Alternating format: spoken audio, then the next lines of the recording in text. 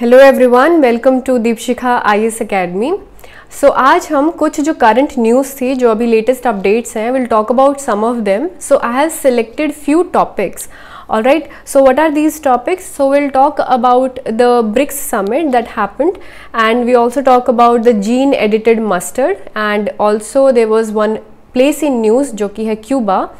And another thing that we'll discuss today is what is ecocide, and also the Aditya L1 space mission, and also Varun exercise and G20 summit. So these are the contents that we will discuss in this video.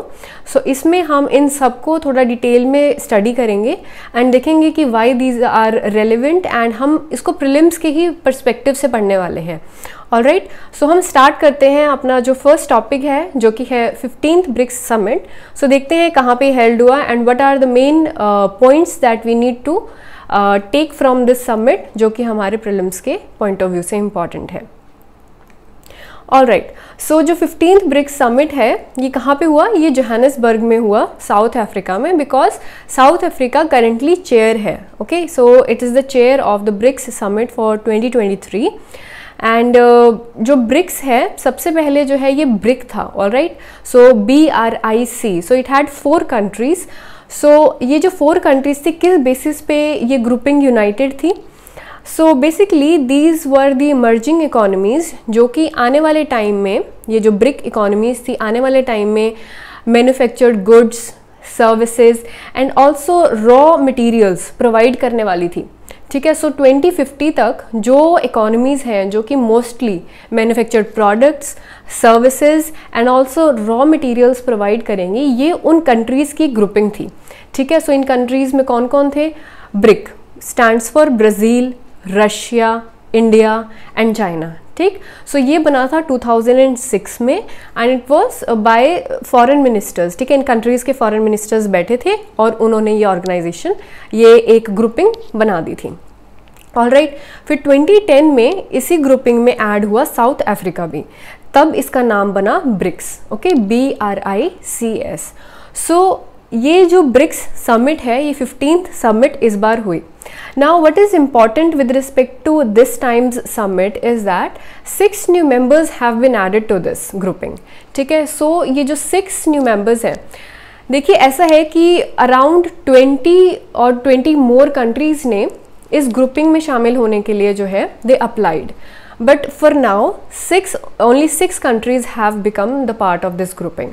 Now ये 6 countries जो हैं, these countries are Ethiopia, Argentina, Egypt, UAE, Saudi Arabia and Iran.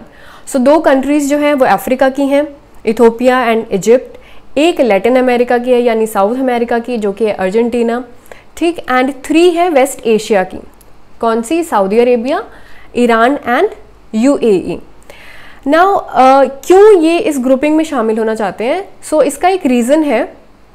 जो ये grouping है, first of all जो western dominated groupings है, for example G7 grouping, ठीक है, सो उससे हटके ये ग्रुपिंग बनाई गई थी. एंड ये भी सच है कि जो आज के टाइम में ज़्यादातर manufactured goods and services provide करने वाली जो इकोनॉमीज़ हैं, जिसमें आप जानते हैं चाइना है, इंडिया है, ये एक्चुअल में ही वो इकोनॉमीज़ हैं जो कि 2050 तक रॉ मटेरियल्स और ये सब प्रोवाइड करने वाले हैं. एंड साउथ अफ्रीका, आपको पता ही है, वो सबसे बड़ा एक तरह से मेजर सोर्स है to provide such raw materials. Alright, so जो ये 6 न्यू कंट्रीज़ ऐड हुई हैं, अगर हम इनको देखें, so these are oil producing countries. So आने वाले टाइम में जो ये ग्रुपिंग है, दे कैन डिसाइड कि हमारी एक कॉमन करेंसी हम यूज़ करते हैं, हमारी डोमेस्टिक करेंसी में ही हम ऑयल खरीदते हैं. सो बिकॉज इंटरनेशनल जो ट्रेड है वो डॉलर्स में होता है. सो आने वाले टाइम में जो ब्रिक्स ग्रुपिंग है, ये क्या कर सकते हैं कि हम आपस में जो ट्रेड करें वो अपनी डोमेस्टिक करेंसी में करें, क्योंकि उससे जो होगा डॉलर के जो रेट हैं उनको नहीं लगेंगे, डोमेस्टिक करेंसी में ईजी होगा इनको परचेज करना ऑयल. एंड ऑल्सो इनका एक न्यू डेवलपमेंट बैंक है. ठीक है, सो जो ब्रिक्स है उसका एक न्यू डेवलपमेंट बैंक है जो कि हेडक्वार्टर्ड है शंघाई में. सो ये इंफ्रास्ट्रक्चर प्रोजेक्ट्स और इन सब के लिए फंडिंग करता है. सो इस वजह से ये ब्रिक्स जो है, ये एक ऐसी ग्रुपिंग है जिसके जो मेंबर्स हैं इमर्जिंग या फिर जो डेवलपिंग इकोनॉमीज़ हैं वो इसका मेंबर बनना चाहते हैं. सो फिलहाल जो है ये 6 न्यू मेंबर्स इसमें ऐड हुए हैं. एंड इस मैप पर आपको जो ये ग्रीन एरिया दिख रहा है, these are all the countries. So जो ऊपर है दैट इज़ रशिया, फिर उसके नीचे China, then you have India, and then अगर आप वेस्ट की तरफ आते हो so you have Iran and Saudi Arabia. Saudi Arabia के साथ में you have here you have wait a second, so this is UAE and साथ में you have Ethiopia and Egypt, and सबसे नीचे यू हैव अफ्रीका कॉन्टिनेंट में अगर हम देखें सो सबसे नीचे you have south Africa, and in Latin America you have Brazil and Argentina. So these are the members of this BRICS grouping. All right. So next हम बात करेंगे मस्टर्ड की। सो मस्टर्ड क्या है? सरसों। फाइन, सरसों का तेल जो है हम अपने घर में यूज़ करते हैं। अब इसको क्या किया है, जीन एडिटेड मस्टर्ड बनाई गई है। सो फर्स्ट ऑफ ऑल तो हम जानते हैं वाई इन मतलब एग्रीकल्चर में हमें क्रॉप्स के बारे में पढ़ना है, प्रीलिम्स में क्रॉप्स पूछे जाते हैं, ठीक है। सो इसी तरीके की जो ये मस्टर्ड है ये इंडिया के लिए क्यों इंपॉर्टेंट है? सी, जो इंडिया है it is the 4th largest oil seed producer in the world. Fine, and अगर हम मस्टर्ड की बात करें, सरसों की बात करें, सो राजस्थान जो है वो सबसे बड़ा प्रोड्यूसर है इसका। एंड ऑयल सीड्स जो हैं डेली यूज़ में हमें यूज़ होती हैं। फाइन, सो कुकिंग में एंड एवरीथिंग, सो इसलिए हमारे लिए इम्पॉर्टेंट भी है। सो मस्टर्ड के अगर हम टाइप्स की बात करें सो 2 तरह के टाइप्स होते हैं, मेडिटेरेनियन एंड हिमालयन। सो जो मेडिटेरेनियन है वो वाइट या येलो शेड में होता है, एंड जो हमारे इंडिया में होता है that is the brown mustard. All right, so अब ये जीन एडिटेड मस्टर्ड जो है ये क्यों बनाई गई है? सरसों हम यूज़ कर रहे हैं, उसको उसकी जीन्स, उसका क्या जीनोमिक एडिशन करी गई है उसके अंदर। फाइन, सो एक्चुअल में जो सरसों है it has a pungent smell, ठीक है। आपको पता होगा कि जो सरसों का तेल है अगर हम उसमें कुछ बनाते भी हैं it has a certain pungent smell. So उसकी वजह से जो है वो मस्टर्ड जो ऑयल है हमारा इतना नहीं बिकता है। फाइन, सो उसकी जो कंज्यूमर्स हैं इतनी परचेज उसकी मार्केट में नहीं है। सो अगर उससे उस पंजेंट स्मेल को हटा दिया जाए सो वो ज़्यादा क्या होगा, कंज्यूमर्स ज़्यादा उसको बाय करेंगे। All right, and second thing क्या है, जो ये जीन जिस जीन को इसमें चेंज किया गया है मस्टर्ड सीड में, उससे ये बेटर पेस्ट रेजिस्टेंट बनी है, डिजीजेज उसको कम लगेंगे मस्टर्ड प्लांट को। All right, so let us understand कि ऐसा क्या किया उन्होंने। सो यहाँ पर जो है ग्लूकोसिनोलेट्स होते हैं। ग्लूकोसिनोलेट्स वो कंपाउंड हैं इस सीड के अंदर जो कि उसको पंजेंट स्मेल प्रोवाइड करते हैं। सो इसी तरीके से एक ग्लूकोसिनोलेट ट्रांसपोर्टर जीन है, फाइन, जिसको हम GTR जीन कहते हैं। इस GTR जीन को जीन एडिटिंग करके इसको क्या किया गया है, कम किया गया, एंड उसकी वजह से जो है अब मस्टर्ड जो सीड है उसमें वो पंजेंट स्मेल नहीं रही है, एंड उसका जो अब आप कहें वो कनोला क्वालिटी सीड बन चुकी है। सो ये हमारे एक्सपोर्ट के लिए भी अच्छा है, हमारे जो इंडियन यूजर्स हैं, कंज्यूमर्स हैं, उनके लिए भी अच्छा है। And also gene editing is different from जो हम जेनेटिकली मॉडिफाइड जो GM क्रॉप्स बनाते हैं ना, उससे ये अलग है। जेनेटिकली मॉडिफाइड जो GM क्रॉप्स होती हैं, इसको आप साइंस एंड टेक में पढ़ोगे कि इनमें क्या डिफरेंसेस हैं। आपको छोटा डिफरेंस मैं बता दूं कि जो जेनेटिकली मॉडिफाइड है उसमें हम किसी और के जीन्स को एंटर करवाते हैं किसी भी प्लांट में। फॉर एग्जाम्पल जैसे BT कॉटन है, सो BT कॉटन जो है वो एक ट्रांस जीन है, मतलब दूसरे किसी प्लांट या फिर किसी एनिमल बैक्टीरिया का कुछ जीन जो है वो किसी प्लांट में डाला जाता है। बट इसमें जो है जो जीन एडिटेड है उसमें उसी मस्टर्ड सीड को ही एडिट किया गया है। इस वजह से it is totally safe for consumption, and इसमें कोई GM क्रॉप वाला इशू नहीं आने वाला है। All right, so it was important in terms of how it has been achieved for the first time in India. All right, so this was all about the mustard crop. All right, so next will talk about Cuba.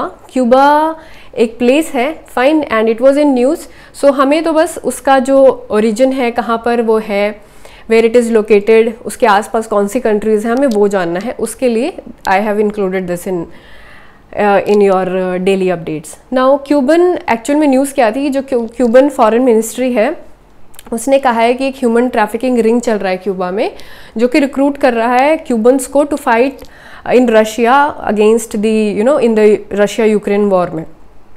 ठीक, सो हमारे लिए ये important नहीं है, हमारे लिए important है कि where Cuba is located. All right, so Cuba जो है it's in the West Indies. आपने वेस्ट इंडीज़ क्रिकेट में तो सुना ही होगा, फाइन। सो वही जो एरिया है वेस्ट इंडीज़ वहीं पे जो है क्यूबा एक आइलैंड है, वेस्ट इंडीज़ जो है there is a group of islands in West Indies, fine. So उसी में से एक आइलैंड है क्यूबा, जो कि it is the largest island in that area, Caribbean sea में। सो इसकी लोकेशन हम देखते हैं, फाइन। सो अगर हम इंडिया से वेस्ट की तरफ चलते हैं, fine. So you are moving towards the west and now you can see Cuba, fine. I hope it is visible. Cuba जो है you can see all around कि उसके अराउंड कौन कौन से एरियाज़ हैं वेयर क्यूबा इज़ लोकेटेड। इसकी capital है Havana, fine. So you can see here, so this is Cuba and उसके आसपास you have, all right, so there is United States, ठीक है। so this is Gulf of Mexico and नीचे Caribbean Sea है and side में you have the Atlantic Ocean, Mexico है, United States है, you can see United States, Mexico and यहाँ पर इसके साउथ में and you have Jamaica and उसके साथ में मतलब उसके साउथ में you have Jamaica and also Central Asian, not Central Asian, Central American countries भी हैं, Guatemala, Nicaragua, fine. So this is Cuba. So ये इसके ऊपर जो आप देख रहे हैं यूएस की, नॉर्थ में देखिए आप, नॉर्थ में you have the Florida state of US, fine. And then you have Haiti and Dominican Republic, all right. So this is the location where Cuba is present and इसको बस जानने के लिए आपको थोड़ा पता होना चाहिए कहाँ पे गल्फ ऑफ मैक्सिको है, कहाँ पे कैरेबियन सी है एंड ऊपर उसके क्यूबा के नॉर्थ में you have the Bahamas. So this is the location of Cuba and ऐसे ही आपने जो मैप की लोकेशंस है, जो भी कंट्री आप कहीं भी देखते हैं इन न्यूज़, आपने उसको इसी तरीके से you have to study, all right. आप उसको मैप पे देखिए, उसके आसपास की कंट्रीज़ को देखिए, उसका लोकेशन आपको पता चलेगा, ऑलराइट। सो देखिए ये north Atlantic ocean and now अगर आप इंडिया की तरफ मूव करेंगे एंड नीचे देखिए this is south America, alright. ये साउथ अमेरिकन कंट्रीज़ हैं जहाँ पर ब्राज़ील है, वेनेजुएला है, अर्जेंटीना है, पैराग्वे, यूरुग्वे, पेरू है, चिली है, fine. And this is Africa, ये अफ्रीकन कॉन्टिनेंट है। ये देखिए इजिप्ट एंड यूथोपिया जो कि अभी मेंबर्स बने हैं आपके ब्रिक्स के, ठीक, अफ्रीका में है। Then this is Saudi Arabia and Yemen, Oman and ऊपर UAE and then Iran and this is India. So India के आसपास की भी नेबरिंग कंट्रीज़ का आपको अच्छे से पता होना चाहिए, इसको बहुत अच्छे से स्टडी करना है आपको। मैप्स जो है आपके पास, कोई भी आप कंट्री, कोई भी लोकेशन पढ़ते हैं वो खुला रहना चाहिए, alright. So this was about Cuba. So Cuba मैंने जस्ट आपको उसकी लोकेशन और उसके आसपास के एरियाज़ को बताने के लिए लिया, fine. So the next topic is ecocide, ठीक है। Ecocide is a term that has been in use recently. तो इस टर्म को अगेन एंड अगेन यूज़ किया जा रहा है, काफ़ी कंट्रीज़ इसको रेफ़र कर रही हैं। So what is ecocide? Ecocide की अगर सिंपल डेफिनेशन दे तो it is about killing one's home या फिर किलिंग वंस एनवायरनमेंट, ठीक है। अपने आसपास के एनवायरनमेंट को, उसको अगर आप डिस्ट्रक्ट करते हैं, if you cause a large scale destruction of ecology of environment, then this results into ecocide, जिसमें कि हो सकता है दैट यू हैव आपने कुछ ऐसे काम किया है जिसकी वजह से लार्ज स्केल डिफॉरेस्टेशन हो गई है। And this is used, you know, it applies to all living creatures. इसमें ऐसा नहीं है कि सिर्फ ह्यूमंस को एनवायरनमेंट डिस्ट्रक्ट हो गया है, नहीं, we talk about all the creatures that are living in that habitat. अगर वो पूरा पूरा हैबिटेट जो है डिस्ट्रक्ट होता है, उसकी डिस्ट्रक्शन होती है, so that is something that is ecocide. And ecocide एक क्रिमिनल एक्टिविटी है basically. It has been termed as a crime in many countries. So around 11 countries जो हैं जो कि इकोसाइड को एज अ क्राइम रिकोगनाइज करती हैं। And there are also other countries that are thinking of bringing it into their law books, fine. जैसे कि European parliament है, उसने अभी रिसेंटली इसको अपने लॉ बुक में एंश्राइन किया है, ecocide as a crime. So what are the activities? For example अगर कोई पोर्ट एक्सपेंशन प्रोजेक्ट है, ठीक है, पोर्ट बना रहे हैं आप, पर आपने वहाँ के आसपास की सारी मरीन लाइफ को डैमेज कर दिया। वहाँ पे कोरल रीफ्स थी, कोरल रीफ्स डैमेज हो गई, जिससे कि वहाँ पे फिशेस ख़त्म हो गई, फिशेज़ नहीं रहेंगी तो वहाँ की जो फिशिंग वो है, फार्मिंग है कम्युनिटी, वो भी, उनको भी इफ़ेक्ट होगा, तो जो लोकल वहाँ पे फार्मर्स हैं। सो इस वजह से ये एक ओवरऑल डिस्ट्रक्शन हो गया, इसको एक क्राइम के तरीके से देखा जाता है when you talk about ecocide. Fine, जैसे डिफॉरेस्टेशन करी है, इलीगल माइनिंग करी है, रिवर्स आप पोल्यूट कर रहे हैं, आप अपनी सीवेज जो है डायरेक्टली रिवर्स में छोड़ रहे हैं, so this all comes into a crime, ठीक है। सो इंडिया में राइट नाउ इकोसाइड को एज अ क्राइम नहीं रिकॉग्नाइज किया गया है, but there has been many judgments by various courts, जिसमें जैसे फॉर एग्जांपल किसी रिवर को, किसी वाटर बॉडी को लीगल स्टेटस दिया गया है। Fine, so we can say that in the coming years ecocide may come to the knowledge of our lawmakers, and they can also include them in our law books. All right, so this was about ecocide, जो कि recently news में रहा, and why it is important and हमें इसके बारे में क्यों जानना है। All right, so let us move on. So this is an important spacecraft जिसके बारे में हम बात करने वाले हैं। This is Aditya L1. All right, Aditya L1 जो है it was launched on September 2, and ये जो spacecraft है it will go towards the sun, it will study the sun. अब जो ये spacecraft है इसका नाम है आदित्य L1. फाइन, सो जो L1 है, L1 is basically a point जहाँ पर ये स्पेसक्राफ्ट जाके रुकेगा। Fine, so that L1 is a Lagrangian point, and यहाँ पर क्या है, so for example this is sun and this is earth, so the spacecraft will move to such a point which is between sun and earth. तो sun and अर्थ के बीच में एक point है L1।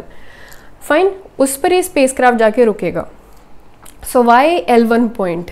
सी, जो L1 पॉइंट है, ये लेग्रांजियस point जो है, ये वो पॉइंट है जहाँ पर सन का ग्रेविटेशनल फोर्स एंड अर्थ का ग्रेविटेशनल फोर्स जो है वो इक्विलिब्रियम पे आता है। फाइन, बिकॉज सन की भी खुद एक ग्रेविटेशनल पुल है, अर्थ का भी ग्रेविटेशनल पुल है।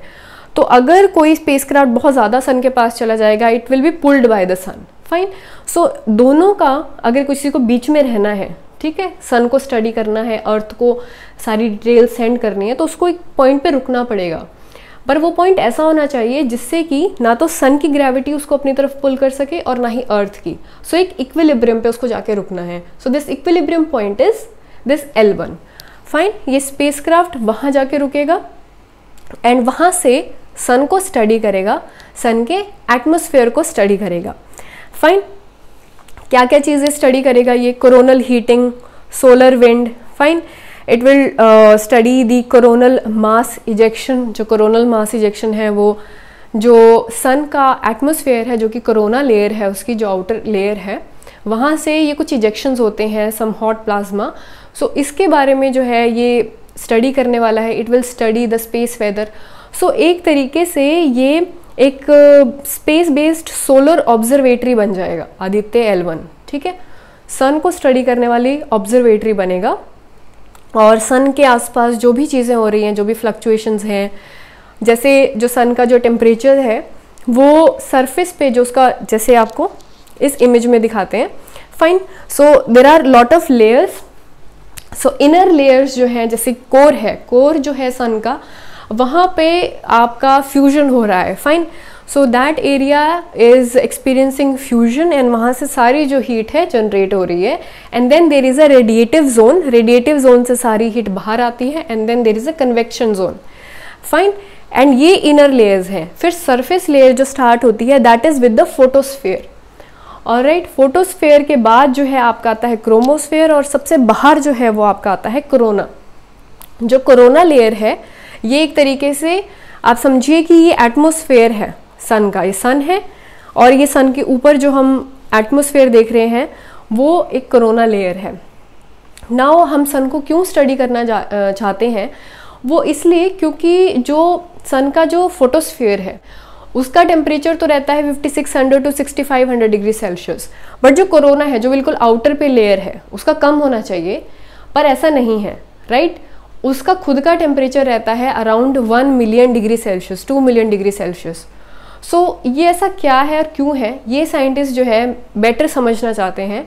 इस वजह से जो है ये स्पेस ऑब्जर्वेटरी आदित्य के नाम पर L1 पे जाके रुकेगी एंड सन को अच्छे से स्टडी करेगी, स्पेस वेदर को स्टडी करेगी, कब सोलर विंड आ रही है, किस तरीके से क्योंकि सोलर विंड्स अगर आती हैं ये हमारे जो सैटेलाइट्स हैं उन सबको इम्पैक्ट करती हैं। अलग अलग चीज़ों को ये स्टडी करेगा एंड इसलिए जो है Aditya L1 is a very important mission with respect to studying sun's space weather and also sun's corona. All right, so this was about Aditya L1. Okay, so now थोड़ा सा डिफेंस के बारे में भी जान लेते हैं। अभी रिसेंटली वरुण एक्सरसाइज हुई है। वरुण एक्सरसाइज जो है इंडिया एंड फ्रांस के बीच में होती है। This was the 21st edition of this bilateral exercise between India and French navies. ये नेवीज़ के बीच में होती है Varun exercise and Arabian sea यानी वेस्टर्न सी बोर्ड पे ये एक्सरसाइज हुई है। ठीक है, इसमें क्या क्या है, गाइडेड मिसाइल फ्रिगेट्स क्या हैं, वॉरशिप्स हैं। Fine, these warships some are anti submarine warships, ये सब वहाँ पर दिखाई गई। Maritime patrol aircraft and other helicopters, इसी तरीके से फ्रेंच साइड ने भी अपना सब कुछ वहाँ पर लेकर आए वो एंड उन्होंने ये एक्सरसाइज करी, नेवल एक्सरसाइज साथ में। ठीक है, this was the Varun exercise. ये स्टार्ट हुई थी 1993 में एंड इसको वरुण नाम मिला 2001 में। दिस इज़ एन एक्सरसाइज जो आपको याद रखनी है कि किस दो कंट्रीज़ के बीच में ये होती है। Fine, all right, now the last, और इसमें है the last one G20 summit, जो सबसे ज़्यादा हाईलाइट हुआ है, सारी न्यूज़ चैनल सब पे G20 ही रहा है। G20 जो है इट वाज फर्स्ट टाइम जो है इंडिया ने होस्ट किया है। इस वजह से भी ये थोड़ा सा हमारे लिए इम्पॉर्टेंट हो गया है। दिल्ली ने बहुत अच्छे से, इंडिया ने बहुत अच्छे से इसको होस्ट किया है। एंड ऑल्सो G20 है क्या, ये ग्रुपिंग है कंट्रीज़ का जिसमें कि डेवलप्ड इकोनॉमीज़ भी आती हैं, इमर्जिंग इकोनॉमीज़ भी आती हैं एंड वो मिलकर जो है ट्रेड के बारे में, इकोनॉमी के बारे में, क्लाइमेट चेंज के बारे में, हर चीज़ के बारे में डिस्कस करते हैं। G20 में बहुत सारी कंट्रीज़ हैं। There are 19 countries and 1 European Union. उसको मिला के G20 होता था, बट जो इस बारी की G20 हुई है उसमें एडिशन हुई है। अब G20 जो है G21 बन गया है। ऑल राइट, तो किसका एडिशन हुआ है, अफ्रीकन यूनियन का एडिशन हुआ है। फाइन, अफ्रीकन यूनियन की वजह से अब जो है G21 बन चुका है एंड ये बहुत एक विन विन डिप्लोमेटिक सिचुएशन है इंडिया के लिए कि they have actually been able to bring African Union to this grouping. क्योंकि आप जानते हैं, आप न्यूज़ में भी पढ़ते हैं कि अफ्रीका में जो है चाइना की इन्फ्लुएंस काफ़ी बढ़ रही है। अब हम इंडिया जो है अफ्रीकन यूनियन को इतने बड़े प्लेटफॉर्म पर लेकर आया है। अफ्रीका जो है वो भी जान रहा है कि India is also growing power जिसके साथ में हमें रहना है। फाइन, यहाँ पर G20 समिट में दिल्ली डिक्लेरेशन साइन हुआ जो कि 100% कंसेंसस यानी सभी कंट्रीज़ ने इसको माना। Fine, what was this Delhi declaration? कुछ मेन पॉइंट्स हैं इसके। उन्होंने किस चीज़ के बारे में what they talked about? Basically it was about strong, sustainable, balanced and inclusive growth. All right, sustainable growth होनी चाहिए, simple terms में। Second, SDGs, sustainable development goals, again sustainable thing. Then green development. जो पहले 3 point है अगर आप देखें, it was about sustainable future, sustainable trade, sustainable everything. ठीक है, sustainable development goals जो है वो तो आप जानते हैं, यू हैव सर्टन गोल्स जो आपको अचीव करने हैं। ठीक है, then there are multilateral institutions for the 21st century because we need a lot of such groupings. ठीक है, ताकि हर एक कंट्री को जो है वॉइस मिल सके। Technological transformation and digital public infrastructure. Technological में you have for example we talked about financial inclusion in this. कैसे जो है financial inclusion was made possible through the digital infrastructure. उसको और प्रमोट करना। इंटरनेशनल टैक्सेशन की बात हुई है। Gender equality and empowering specially womens and girls, उसके बारे में, and financial sector issues, counter terrorism and creating more inclusive world. So these were the main points, the key highlights of the Delhi declaration. तो थोड़ा आपको पता होना चाहिए कि उन्होंने किस किस टॉपिक पे बात करा.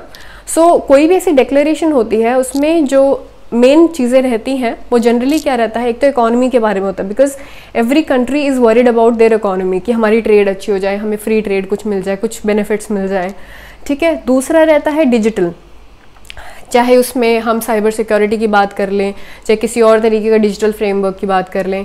एंड एडिशनली इसमें रहेगा हमेशा क्लाइमेट. सो क्लाइमेट चेंज क्या है, सो उसको रोकने के लिए you have sustainable development, and इसमें also they have talked about green development. They also talked about कि कैसे जो फाइनेंसिंग की ज़रूरत है डेवलपिंग कंट्रीज़ को. सो ये सब एक डिटेल डॉक्यूमेंट है जो कि अवेलेबल है, वो आप पढ़ सकते हैं. Fine. So majorly they talked about this and it has been accepted by all the countries. So this was all about today's current updates. So I hope this helped you, and इसी तरीके से हम और भी current updates लाते रहेंगे so that you can strengthen your preparation, and also आपको dedication से ये प्रिपरेशन करना है. Do not feel demotivated. Fine. So आप इसको करते रहिए, एंड जितना आप इसको पढ़ेंगे रोज़, जैसे फॉर एग्जाम्पल अगर आपका किसी दिन नहीं पढ़ने का मूड है तो उस दिन आप कुछ वीडियोज़ ऐसी देख लें जिसमें भी आपको नॉलेज ही मिल रही है, ठीक है. कोई राज्यसभा पे कोई डिबेट देख लें, ठीक. सो आप उसको थोड़ा सा मोड चेंज कर लीजिए, so it will become beneficial, ठीक है. So all the best for your preparation, and thanks for watching.